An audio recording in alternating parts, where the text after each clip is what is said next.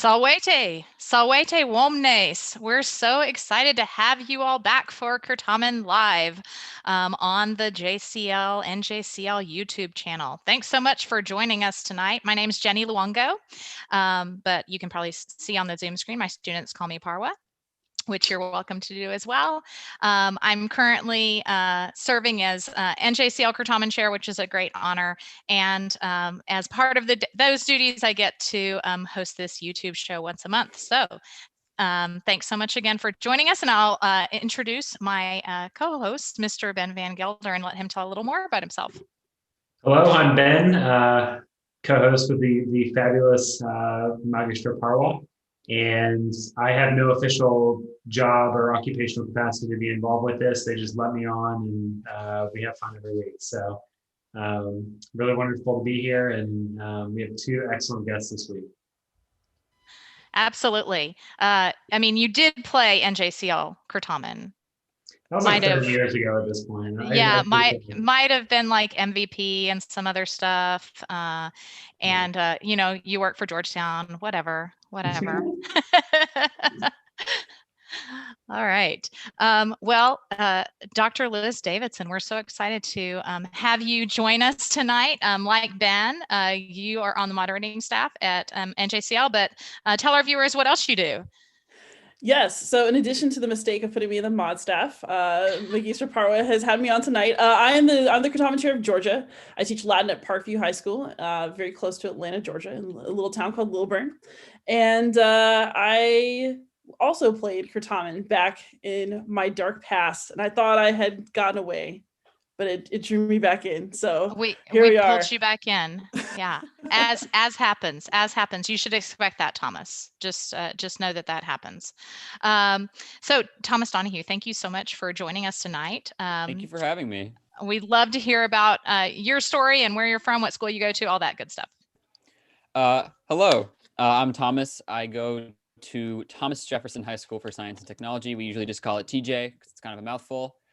I'm in AP Latin, which is level 4, and I've been taking Latin for 4 years, playing Certamen for 4 years, and I've had a great time with it. Excellent. Well, thank you guys so much for joining us tonight. One of our hopes in this show is that we'll get more subscribers to the NJCL YouTube channel. So viewers, please don't forget to subscribe and like our videos. We'd really appreciate it. But another big hope is we hope to expand Certamen programs across the United States and beyond, honestly. So we asked Dr. Davidson to come on because I know that she's been a big part of helping to get Certamen going again in Georgia. But Liz, you mentioned that we pulled you back in. So can you tell us a little bit more about your own experience as a JCLer before we get started on your professional life? Yeah, absolutely. So I actually came to Latin later. I thought I was a Spanish student until I saw the light. But I took Spanish all the way through AP, and I had met the Latin teacher at my high school. It was Mary Jane Bickley, for those of you who remember her awesomeness. So I'm originally from Texas, even though I'm in Georgia now. And I started taking Latin as a junior. So I only ever made it through Latin 2 in high school, and I did not get to do the full run of Certamen and the full run of JCL. So I did a lot of JCL stuff in my junior year, my senior year, but you know, I never got to have the full cycle, and it's really nice to be a teacher now and have my students be able to do what I didn't get to. But I did go on to major in classics, and I went on to get like a PhD in ancient Christianity. I turned into a giant nerd, all because I took a Latin class, and it was a great decision, and I have no regrets. So excellent. Welcome. You're in the right place. Absolutely. And so Dr. D, when you decided to, first of all, like, how did you decide to teach in the first place? And then what was that sort of extra step to say, okay, I want to be involved sort of with Certamen broadly speaking, but also, at the national level, having to run things? Yeah, it's really interesting. I did not join SCL when I went to college. I know a lot of people do who are in the JCL, and I kind of departed. I thought I was going to be a college professor. I really did. So, I was thinking about research and about, university level everything. And then I actually got to teach a class by myself.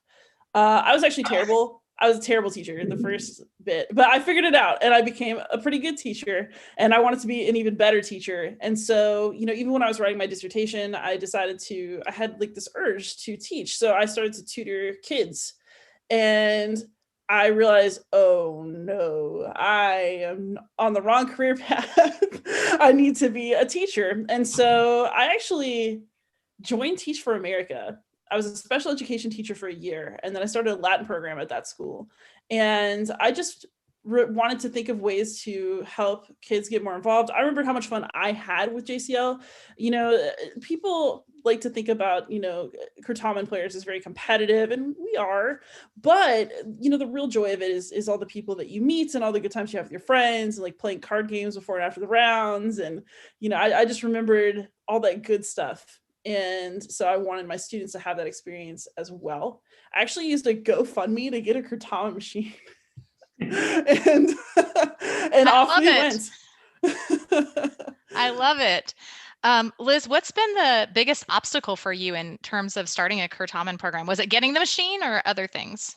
So actually, I'm in my second full year of being the Certamen chair now, and I just agreed to do like an actual full term. I took over somebody else's term when I came here, and what was really interesting about that is that I had a normal year, and then I had 2020 normal year. And so actually, if you're looking for a silver lining in anything of last year, I actually really think that Zoom Tomen is great because it makes Certamen accessible to people who can't travel, to people who don't necessarily have a machine, to people who want to try something, but maybe they don't want to pay money or go somewhere for an entire day, but they do want to play.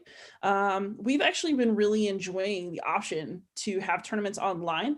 And that's something that I personally would like to keep in the mix in future years, even when we are doing in-person events again. I think it'd be nice to have a couple of tournaments a year that are Zoom tournaments that don't require the same logistical suffering, and are more accessible. So hot take, do you think buzzers go away, or are they still going to be part of the mix long term? I think that we'll always enjoy buzzers because there is something really delicious about having that buzzer go off at just the right moment during a question, and having one in your hand and it like becomes an extension of yourself because you're so in the zone that you just like know when to hit it. Nobody will ever replace that, I don't think.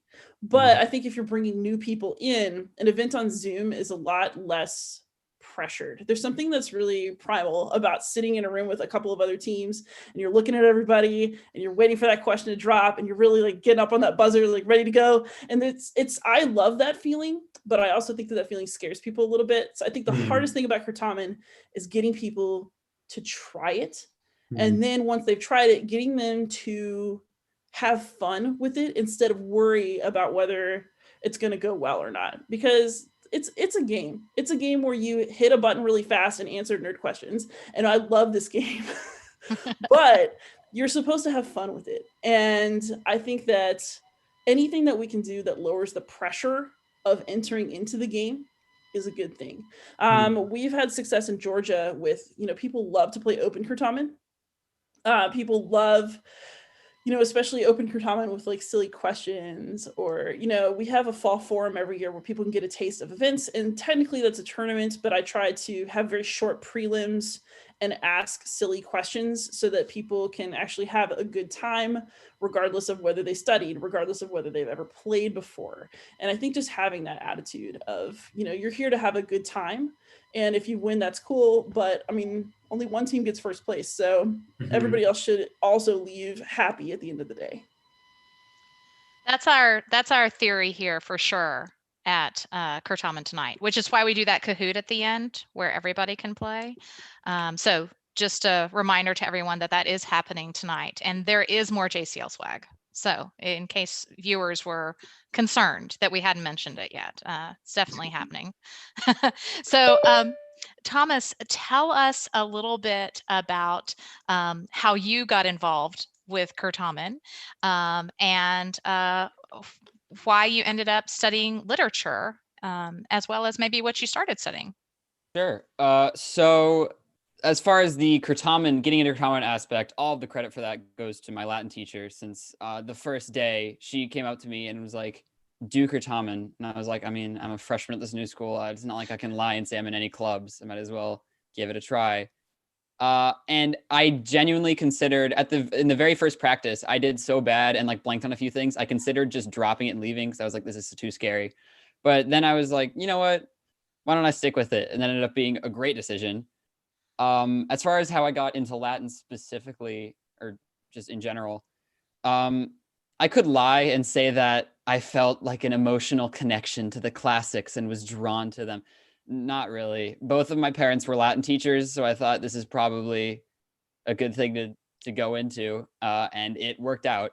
Because while the decision to go into Latin wasn't totally mine, the decision to stay was, because I got hooked and thought, okay, I'm definitely going to stick around for a while.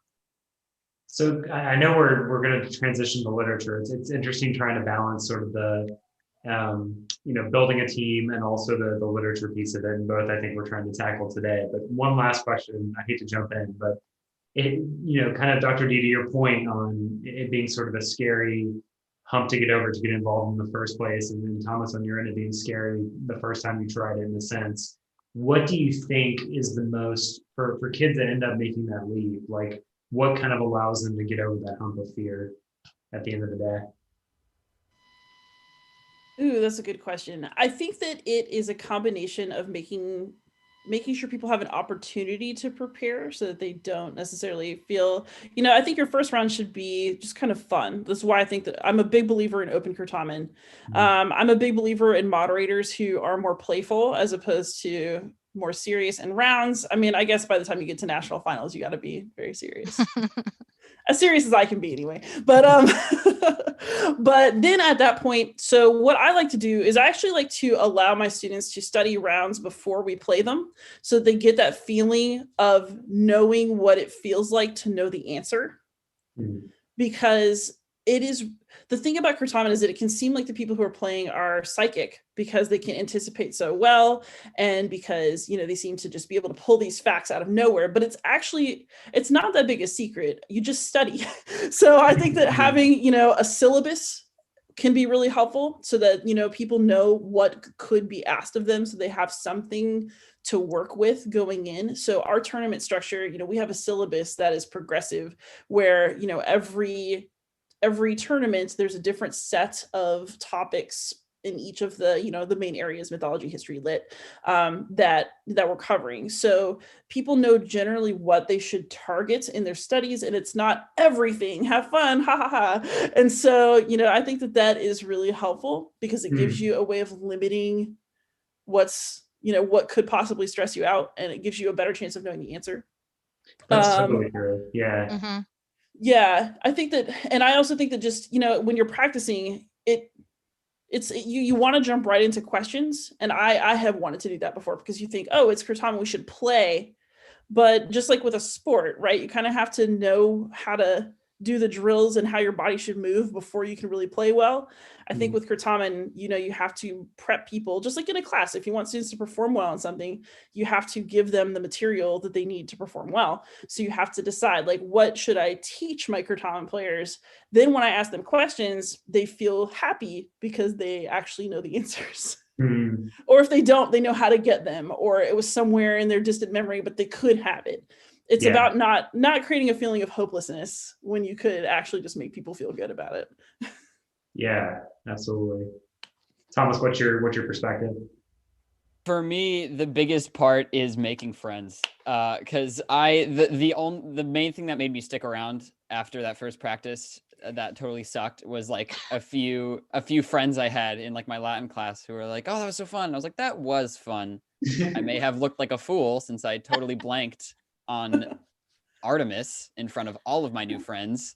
But if you have people encouraging you to play, and if you have people to play with and play against that you have a lot of fun with, that's usually the biggest reason to stick around. I think that's the biggest reason to stick around Certamen generally. Without Certamen, I wouldn't know any of you possibly.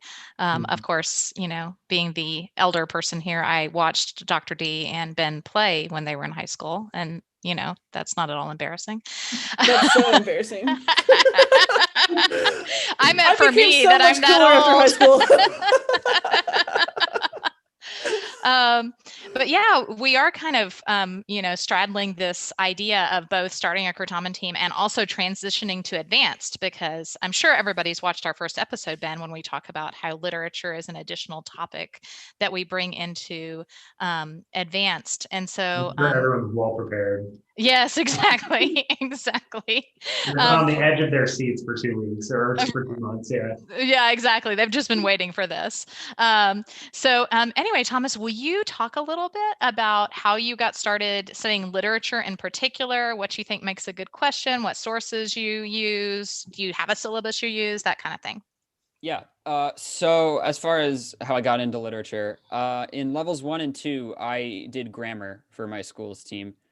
And I was into it and I was having a great time, but I just couldn't get myself to study for it. I would just play enough rounds that I could keep up without really studying. But I was never like, I was consistently on like team B of like, because I just refused to study for some reason.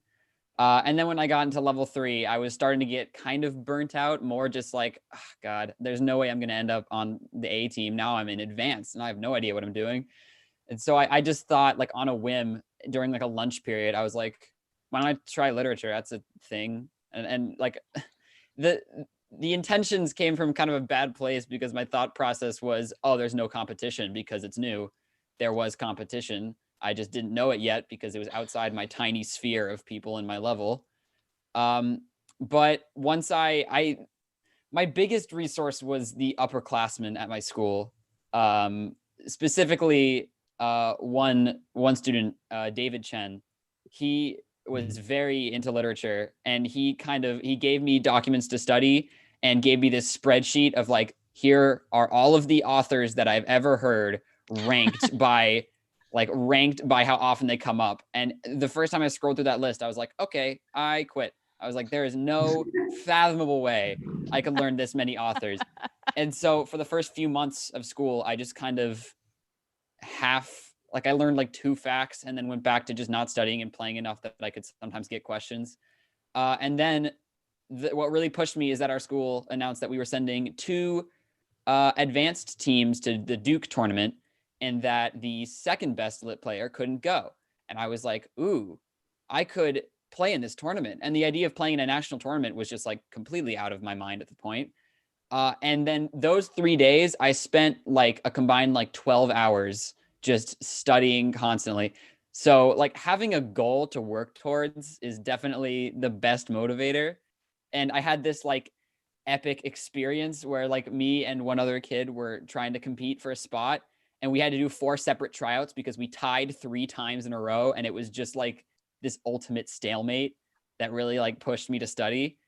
And then after that, I kind of wrote off that momentum and realized, you know what, this kind of is exactly what I was missing when I was studying grammar, is because I more enjoy the trivia kind of aspect of Certamen than the like more classroom style learning that you have to do to learn grammar. Whereas literature this is kind of oversimplified, but it's pretty much a fact dump. It's a lot of just memorizing where people were born, how many books are in each work, what the genres are, and what works are what genres, what year people were born in, stuff like that. And it was really easy to get like addictive, or addicted. I don't know why I said addictive. It's easy to get addicted. And then Sue, I'll try to be quick about this one. What makes a good lit question? The main priority for writing a question in any subject is that you want to reward players who have studied more and know more, while not punishing players who don't know as much. So you don't want to ask a question that immediately is like, who is the king of the gods? And it's like, okay, cool. But you also don't want to do the opposite of having a really hard question that gets dropped because no one knows. So the way I write, I've written a lot of lit questions for our school's lit tryouts, and for the Certamen that our school hosts every year. And the way I write questions is it's like a list of facts that like flow. Instead of saying like, this author was born in 100 BC. This author was born in Rome. It's like, what author born in 100 BC in Rome wrote commentaries on his war efforts in Gaul in his 8 book, whatever. So you kind of want to go from narrow to broad, of like a pyramid of like something that's a little tougher that slowly gets more and more recognizable until most players would be able to get it at the very end who know that subject. Mm. That's Yeah, absolutely. Yeah, that's a great analysis. And I also like I like hearing you talk about your program because I think that it's great to hear about kind of the two ends of the spectrum.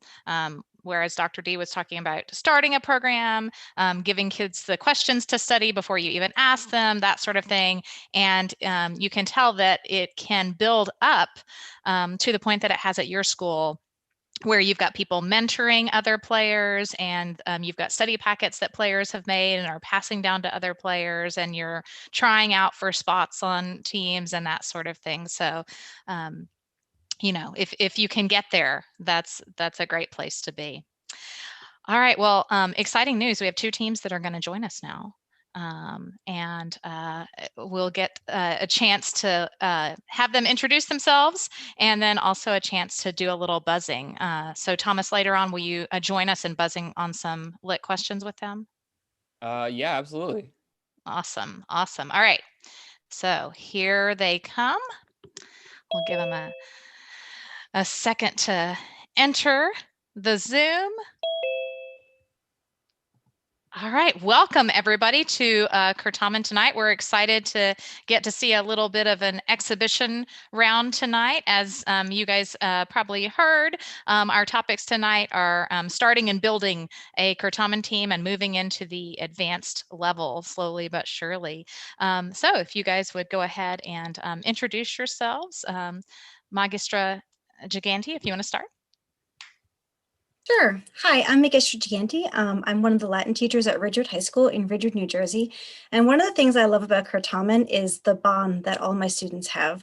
They have such an unbreakable sense of community, and that forms on day one in the very first practices. And I just love seeing them thrive in this community. So these are my students. Let's see, Amen, you want to go first? Yeah. Hi, I'm Amen. I'm a senior at Ridgewood High School, and I take Latin 5. And one of the best pieces of advice that I can really give is if you think you know the answer, don't hesitate, just buzz in, because you will regret it if you don't. You miss 100% of the buzzes you don't make. Isn't that the truth? Yeah, hi, I'm Isabella. I'm also a senior at Ridgewood High School. I take Latin 3, and the piece of advice I would give is just, if you get an answer wrong, don't think about it too much, just have fun during Certamen, because if you focus on the wrong answers, you're not going to enjoy it. All right, Kat, are you next? Yeah, hi, I'm Kat. I'm also a senior at Ridgewood High School, and I take Latin 5. My favorite thing about Certamen, Magistra kind of stole my idea, but my favorite thing really is the people that we meet at Certamen, the teams that we bond with, and my own team members who I bond with. We have lots of traditions that we do every competition, and it's just a lot of fun. Excellent. And Kirsten. Hello, my name is Kirsten. I go to Ridgewood High School and I'm a junior, and I take Latin 4. And one thing I also love about Certamen, Magistra and Kat also stole my answer, but yeah, I think that the people are a huge part of it, and it makes me feel comfortable while I'm taking Certamen and makes it a more enjoyable experience. Excellent. Mr. Finley, welcome. Would you introduce yourself, and then we'll get your team? Hello, my name is Mr. Finley. I'm one of the Latin teachers at Thomas Jefferson Classical Academy in North Carolina. This is actually our first year as a chapter with JCL. I think one of my favorite things with coaching Certamen, because I've been involved for like 10 years, is definitely seeing students succeed. So day one, like, oh, I don't really know, I'm not really going to be good at this, and then seeing them place and do really well and be really confident in themselves is definitely my favorite thing. Excellent, thank you. Addie, would you like to introduce yourself first? Yeah, I'm Addie. I'm a senior at Thomas Jefferson Classical Academy. I'm in Latin 4, and my favorite thing about Certamen, seeing as it's my first year, probably is just the excitement and actually knowing an answer to a question. It is a lot of fun. It is a lot of fun. All right. Ava. Okay. I'm Ava. I'm a ninth grader at Thomas Jefferson Classical Academy. I'm in Latin 1, and my favorite thing about Certamen is I just really like the grammar. So yeah. Love it. Love it. I'm a grammar girl myself. Lillian. Hey, I am a ninth grader at Thomas Jefferson Classical Academy. And the favorite thing about Certamen is, I guess, that you get to learn new things. And if you get it right, then you have like that sense of, yes, I did it. Yeah. Agreed. And Sydney. My name's Sydney Grace. I'm a freshman at Thomas Jefferson Classical Academy. I'm in Latin 1. And my favorite thing about Certamen is like being able to compete with and against people that like enjoy some of the same things as you. So, yeah. Excellent. I love that you guys have all talked about the friendships that you make doing this. I think that for me, absolutely has been the most long-lasting part of the influence of Certamen on my life. I kind of wonder if they cheated and talked about the answer beforehand. Seriously. All right. Well, we're going to get started with our exhibition round tonight. We're excited to have you all here. We've got, as you all know, Dr. D and Thomas and Ben and I are relatively experienced, I guess, Certameners. And so we're going to lead you through some questions and talk a little bit maybe about how we think about when to signal, when to give our answers, that sort of thing. And so just a reminder, we're going to be using the Zoom chat to indicate when you're ready to give an answer. And if you could go ahead, players, and if you are from Ridgewood, if you would rename yourself by clicking on those 3 little dots on your picture and put an R to indicate your team. And if you're from Thomas Jefferson Classical, if you would put a T in front of your name to indicate your team, that would help us as we are identifying who has given the signal. So let's start with toss-up number 1 for every player from every team. Define numquam.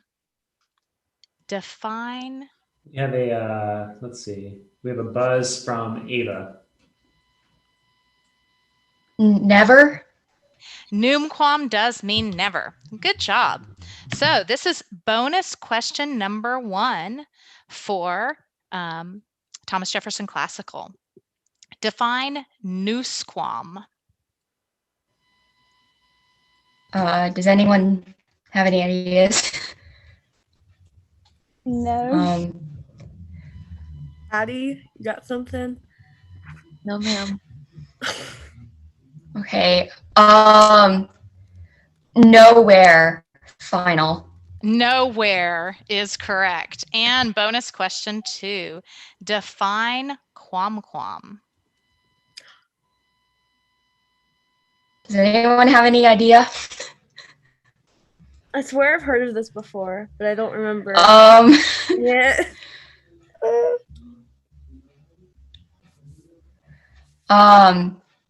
Wherever. Final. Good guess, good guess. But quam means although. So if we were playing a Certamen round for real points, that would be 15 points for Thomas Jefferson Classical. But we're, I don't know that we're going to do overall scores tonight since this is just for fun and exhibition. But I'll go ahead and tell you how many you score in each. All right, let's move on to toss-up number 2 for all players. What daughter of Icarius remained faithful? Sorry, you guys. We have a buzz from Katerina. Penelope. Yeah, remained faithful to her husband Odysseus during his 20 years away from home. Penelope is the correct answer. Bonus question number 1 for Ridgewood. Who was Agamemnon's wife? Kat? It's not Helen. Helen is It's Menelaus. Clytemnestra. Clytemnestra? Okay, Clytemnestra, final answer. Clytemnestra is correct. And bonus question 2. With whom did Clytemnestra have an affair during Agamemnon's absence? Do you guys know? I should. I really should.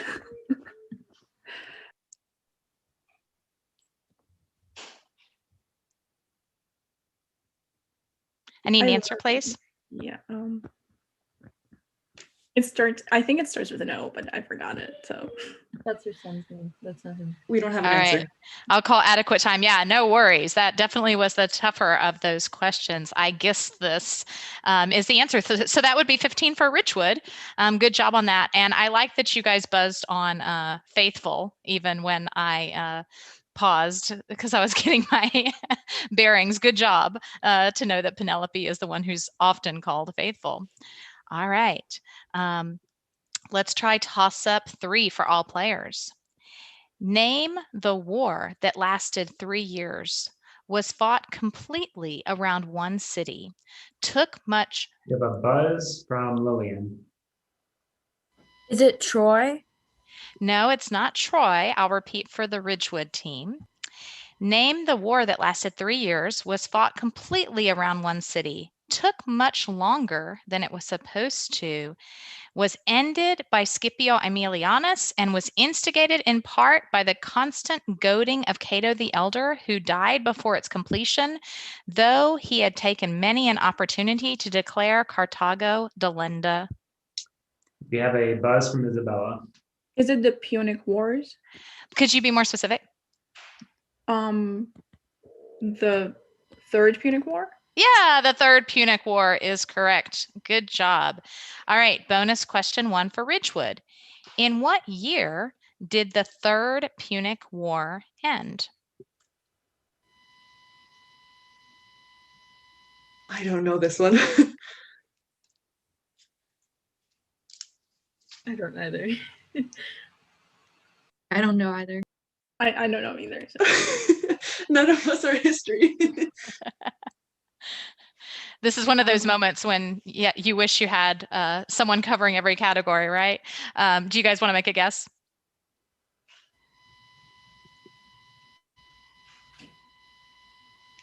It was in 146 BC. But we'll move on to bonus question number 2 for Ridgewood. What other city in Greece was captured by the general Lucius Mummius in the same year?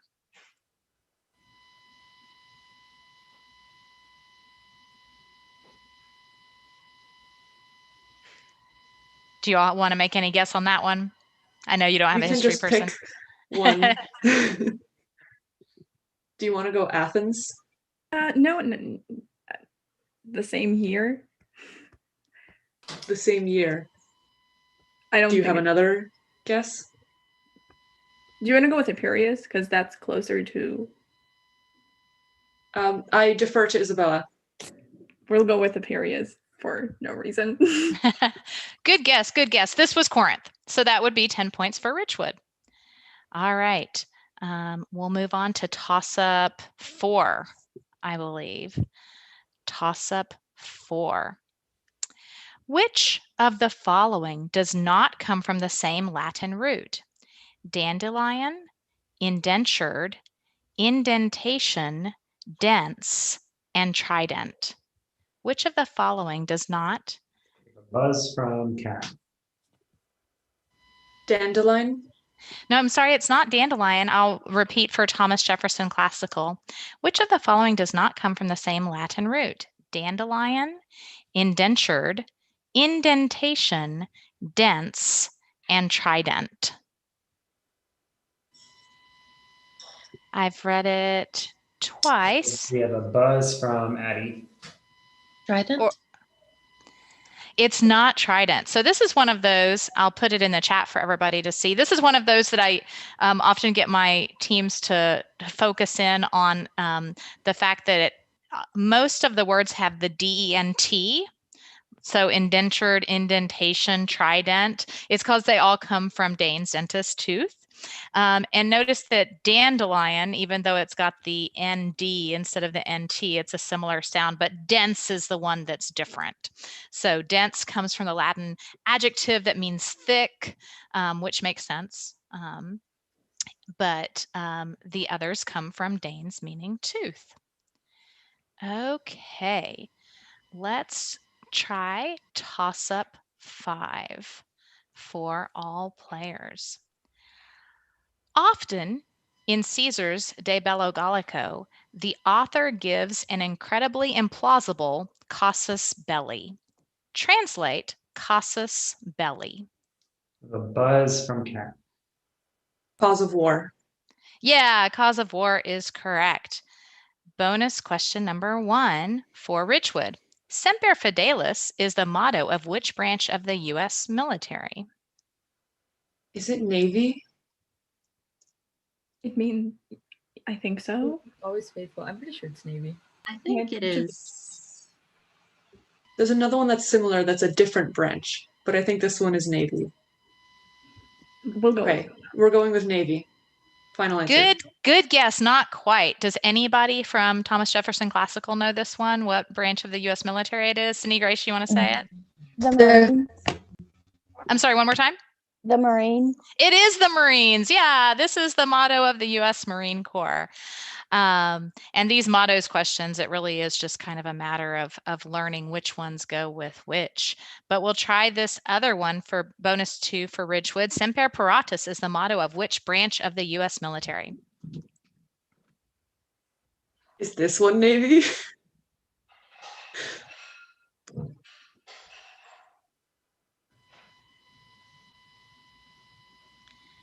All right. Do you guys want to guess Navy? Is that what we're going with? I mean, we don't have another answer, so. Okay, so I guess we're going with Navy again. Okay, good guess. Anybody from Thomas Jefferson Classical know this one? This Is one it the Coast Guard? It is the Coast Guard. It is the Coast Guard. There's the other 2 waterish ones. Yeah, exactly. Exactly. Navy, super close, super close.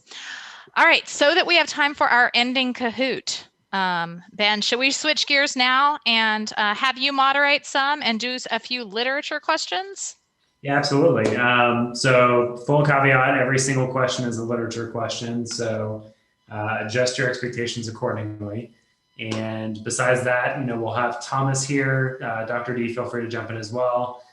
Just on in general, since we have, the focus of this episode is very much on literature as a category. We can sort of talk through each question and, maybe just get a bit of a sense of strategy as we work through these. Does that sound good? And I know that we have some level 1 players who are playing with us tonight, which we're so excited to have you guys, especially since you're coming from a brand new JCL chapter. We're thrilled. But I know that a lot of times with my level 1 kids, we start kind of slowly learning a little bit about literature, like, the fact that Virgil wrote the Aeneid, and we kind of gradually build up into some of those stories about the Trojan War and that kind of thing. So that's a great entry into the world of literature is through the stories that appear in authors like Virgil and Ovid. If you're in level 1 and not quite sure about where to start. So Ben, I will do the chat for you this time. Thank you. I appreciate that. Mm-hmm. Okay, is everyone ready? Thumbs up. Awesome. Okay, so toss-up number 1. A poem in the Getic language spoken at Tomi was written by which Augustan age? We have a buzz? Yeah, it's Thomas. And so he's showing us where to buzz, but you can go ahead and keep reading it for the other teams. Great. So a poem in the Getic language spoken at Tomi was written by which Augustan age poet who was exiled because of his Carmen et Error after he wrote the Metamorphoses, his magnum opus? So Ridgewood, Isabella. Ovid. Ovid is correct. Yeah, and Thomas, will you tell us why you buzzed where you did? It was a great buzz. So they said spoken at Tomi, and while I didn't know that fact that it was spoken at, that he wrote something that was spoken there. I do know that Tomi is where he was exiled to, which is a very big fact about Ovid. So I assume that it really, if someone's writing a question where they go out of their way to say Tomi, they're probably referring to Ovid. Good point. Good point. All right. So you want to do the bonus questions? Yeah, absolutely. So which poem of Ovid, written in elegiac couplets, was said to be the Carmen which caused his exile? It's one of the loved ones. Like they're called like that, Amorai. I'm not sure of the exact name. Ars Amatoria? Yes, Ars Amatoria. Yeah, Ars Amatoria. Final answer. Ars Amatoria is correct. And bonus number 2, good job. Which work, interrupted by Ovid's exile, was intended to provide a 12-month calendar of religious holidays?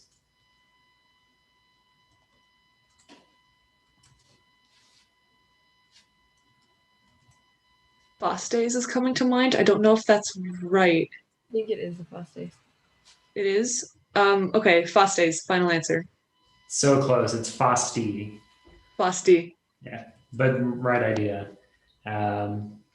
So 15 points, but no points, if that makes sense. Toss-up number 2. What author returned to his native Bilbilis after spending nearly 20 years in Rome writing witty epigrams? What author returned to his native Bilbilis after spending nearly 20 years in Rome writing witty epigrams? Team R, Eamon. Marshall? Marshall's correct. Good job. So Thomas, I noticed that you buzzed on Bilbilis. You want to talk about that? Yeah, so I always advocate for this. One of the first things that's good to learn about authors is where they were born. A lot of lit questions tend to ask birthplaces. A lot of bony tend to ask birthplaces. So when you hear a native of, that's when you can be like, all right, here it comes. And you can go ahead and like get yourself in the right mindset of, boom, I'm going to know this. And what I think is the strongest tool for learning literature is Quizlet, because literature has a lot of things that are like one thing relating to another thing. So you can make a flashcard of like authors and birthplaces, and just like, I would just go through it once every bus ride for like a week, and then eventually got them all down. And is it Bilbilis or Bilbilis? I assume either's fine. I've heard both, but usually I think Bilbilis is the one I hear most often. Got it. Cool. Good job. So bonus number 1 for Team R. What is the poet Marshall's full name?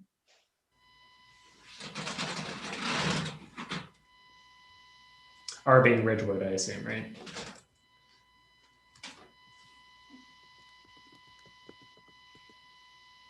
I don't know this one. Dr. Lucci is about to be very disappointed. He would be disappointed in us. Okay, we had him 2 years ago. I don't think we have an answer. Quite all right. It's Marcus Valerius Martialis. I'll put it in the chat so you have the visual for learning it for the future. Thanks, Jenny. And bonus number 2, for what occasion did Marshall compose a collection of epigrams entitled Liber Spectaculorum?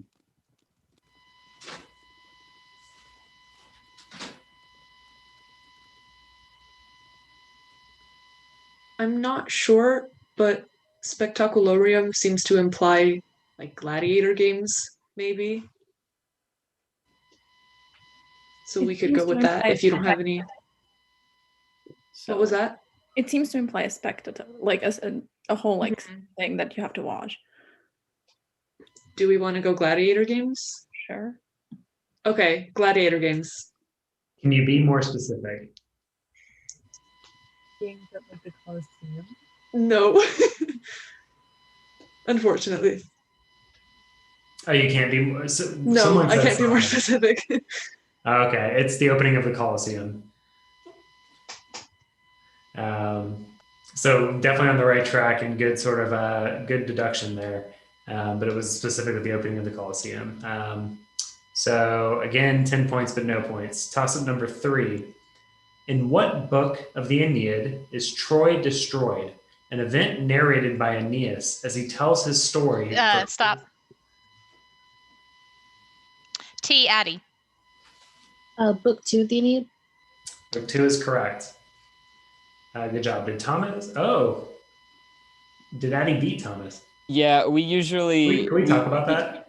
Yes, we may. I will humble myself. we usually leave the descriptions of books like the Aeneid and Iliad and stuff to our myth players.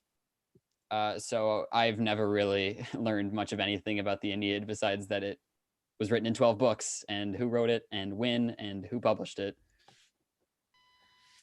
All right. Totally. That makes sense. That makes sense. Good job, Addie. Way to beat Thomas. Thank you. So bonus number 1, which is now worth 3 times the points, which we've talked about matters just because Addie beat Thomas. In what book of the Aeneid does Aeneas journey to the underworld and get the cold shoulder from Dido, whom he abandoned? Is it book 5? Defer to Addie. Oh, I'm sorry. I'm gonna guess book 5. Final. I'm sorry, it's book 6. Bonus number 2. In what book of the Aeneid does Vulcan make new armor for Aeneas? I can't remember. Off chance that any of y'all know. What's a random number that would make sense? No idea. It doesn't go in chronological order, so we don't know. You know? It's icky. Well, you haven't read it. Addie. I'm gonna guess book 8. Defer to Addie. Book 8, final answer. Fantastic guess. It's book 8. Yay. Good job. So we're at 3. Are we okay on time? Keep going? Yeah, I think we can do maybe 1 or 2 more. Awesome. And Okay. then we'll Kahoot. Perfect. I'm just itching for the Kahoot. That's just what's going on in my head. Intelligo. All right. So toss up number 4 for any player. Who wrote a letter to Tacitus detailing That's the Thomas. eruption? Fantastic. Detailing the eruption of Mount Vesuvius and the rescue mission which claimed the life of his uncle. R. Cat. Pliny the Elder. Sorry, Pliny the Elder is incorrect. I will repeat. Who wrote a letter to Tacitus detailing... T. Addie. Is it Cato the Elder? What? I'm sorry, that's incorrect. And the rescue mission, well, whatever, which claimed the life of his uncle, Pliny the Elder. It was Pliny the Younger. Thomas, tell us why you buzzed at wrote a letter. I think you were right on it. Yeah, so if I was a little quicker, I could have... Normally buzzing in on wrote a letter is stupid because there are tons of people who wrote letters. But in certain scenarios, they might only describe Pliny the Younger because he was the only one who's really famous for letters. But I didn't go in there because it's very reckless. If you're down by a lot and playing against a really good team, you could try that. But when they said wrote a letter to Tacitus, that was the confirmation because the 2 most famous addressees of his letters were Tacitus about Mount Vesuvius and Trajan about the whole deal with Christianity, which was a whole thing in Rome. All right, let's try one more toss up, Ben, and then we'll do the Kahoot. Perfect. I'm writing a little note to myself to start writing some more Cicero Atticus letter questions, just for a change up there. But all right, toss up number 5. Whom does Juno try to bribe in book 1 of the Aeneid to raise a storm? T. Addie. King Aeolus. King Aeolus is correct. Bonus number 1, good job. Thomas, I think, buzzed.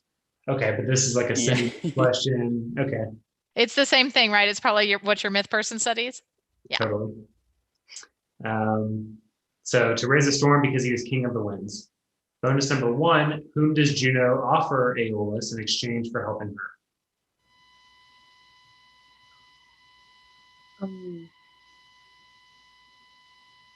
Sydney, aren't you a history person?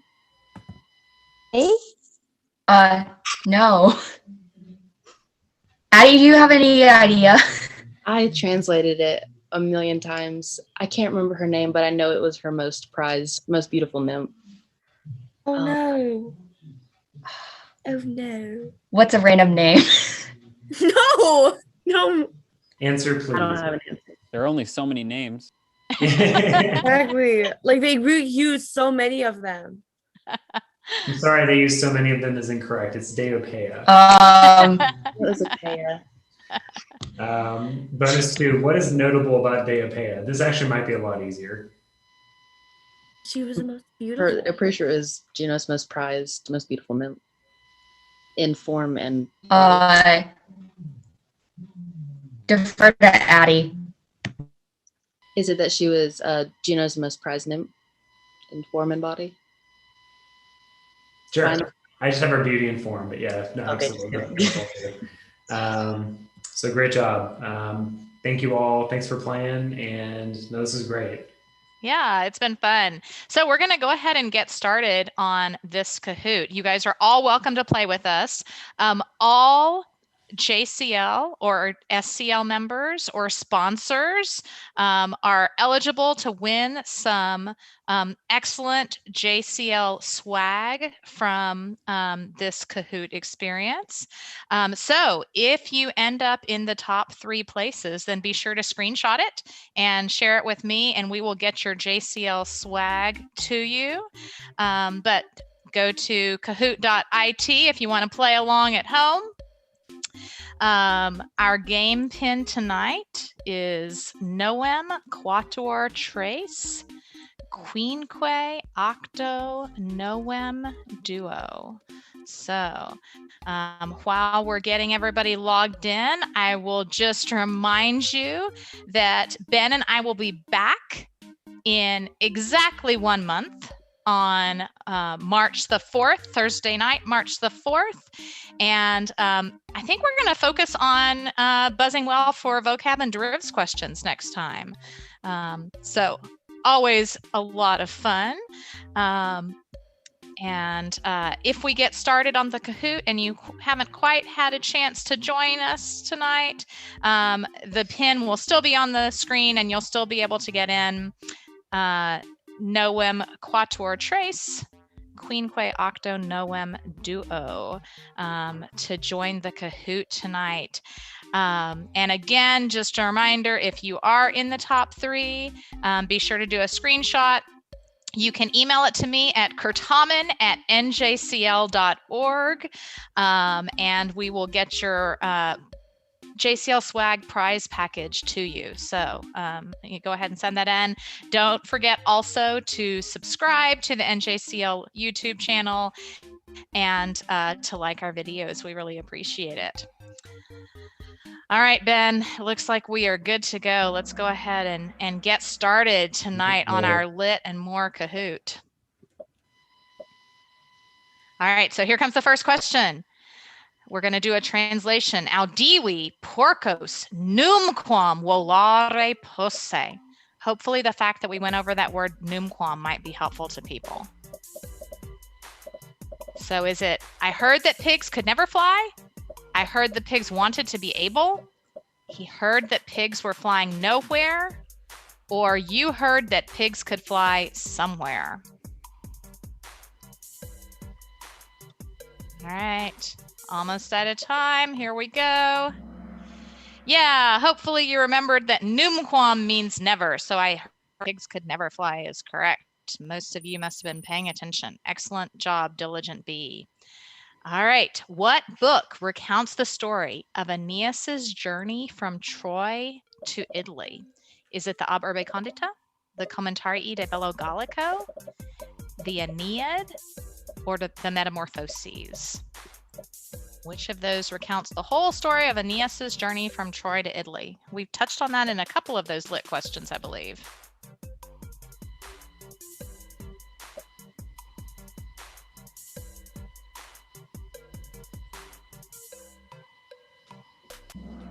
It was the Aeneid. Bene factum omnes. All right, Diligent B is still on top. Who is credited with writing works such as Ibis, Medea, and Epistulae ex Ponto? This is a challenging one. We talked about this author tonight, so that's a clue for some of you. Was it Seneca the Younger, Horace, Ovid, or Catullus?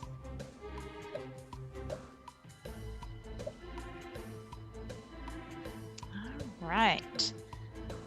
I think we've got everybody in. So yeah, the answer's Ovid on that one. Good job, everyone. Oh, Tropical Newt's moving up. What author wrote a pamphlet titled Antiquity in addition to the Commentarii de Bello Gallico? All right, so was it Catullus, Sallust, Suetonius, or Julius Caesar that wrote Antiquity in addition to the Commentarii de Bello Gallico? All right, I think we've got our 35 answers in.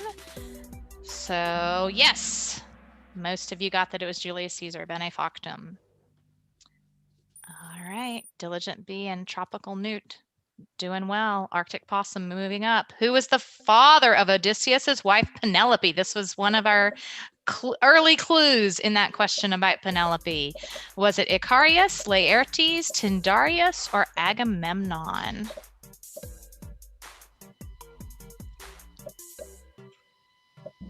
All right, good job, everyone. That was a tough one, but clearly a lot of people knew it or were listening. Oh, look at that. All new people on the leaderboard. Okay, what city was captured by the Romans in 146 BCE? And this is one where you can select more than one because there's more than one correct answer.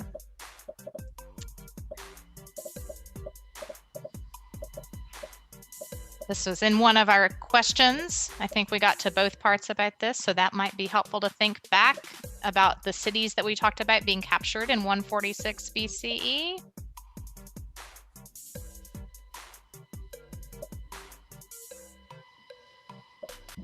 Good job. Corinth and Carthage were our answers. The two C's. Oh, Smooth Crane moving up. Okay, here we go. What Roman statesman is famous for delivering vehement speeches that ended with the line Carthago delenda est? This is in one of our questions tonight, so hopefully that'll help people. Was it Julius Caesar, Cato the Younger, Cato the Elder, or Cicero? So we talked about these prompting the Third Punic War, I believe. All right, winding down on this one. Couple more seconds. Excellent. Most of us got it was Cato the Elder. That is correct. Let's see how we're doing. Oh, Diligent Iguana. Moving right up there. Wow. Right. I know. Big move. Big move. All right. According to Livy, what Roman king was struck by lightning after performing sacrifices to Jupiter Alicius incorrectly? We didn't talk about this tonight. This is the challenge one. This may determine who gets the swag. What do you think, Ben? I think you might have written this question if people are upset because it's so challenging. But I think I just got it wrong too. Is it Tullus Hostilius, Tarquinius Superbus, Numa Pompilius, or Romulus? Who was struck by lightning? Look at that. Wow, people are on top of their history of the monarchy. So yeah, Tullus Hostilius is correct. Okay, Diligent Iguana, doing really well. Another multi-select. Name a state that contains a form of the Latin word arma in its motto. We talked a little bit about military mottos tonight. We didn't get a chance to talk about state mottos, but two of these have arma in its motto. Ben, did I throw you under the bus by telling them you wrote that really hard question? Sorry about that. Well, it's really making it not as easy for me to win unexpectedly. Right. I hear you. I think that was, well, I don't know. I can't remember if you wrote any others. All right. This was a challenge. So, Quedant Arma Togai, the motto of Wyoming, has Arma in it, and Virtute et Armis, the motto of Mississippi, has Arma in it. Michigan is about seeking a pleasant peninsula. And then South Carolina has two mottos, Dum Spiro Spero and prepared in minds and resources, but neither one of them are about arms. All right, last one. Oh, Focused Buffalo moving up. Last question tonight. What translator of the Odyssey is considered the founder of Latin literature? So not the writer of the Odyssey, but the translator. Ennius, Livius Andronicus, Caecilius Statius, or Nivius? Who was the founder of Latin literature because he translated the Odyssey for his students? All right, we got a few people still thinking about it. Couple seconds, we're winding down on this one. All right, here we go. It was Livius Andronicus. Good job, everyone. So if you are on this podium, be sure to screenshot it. Diligent Iguana, Focused Buffalo. Whoa. And Arctic Possum. If you're one of those people, please be sure to screenshot it and email it to me, kurtaman@njcl.org, and we will make sure that we get you our JCL swag prize package. Thank you guys so much for joining us. We'll see you next month on March 4th for more vocab and derivatives fun. Walete, Womnes. Subscribe and like. Maximus gratias. Smash the like button.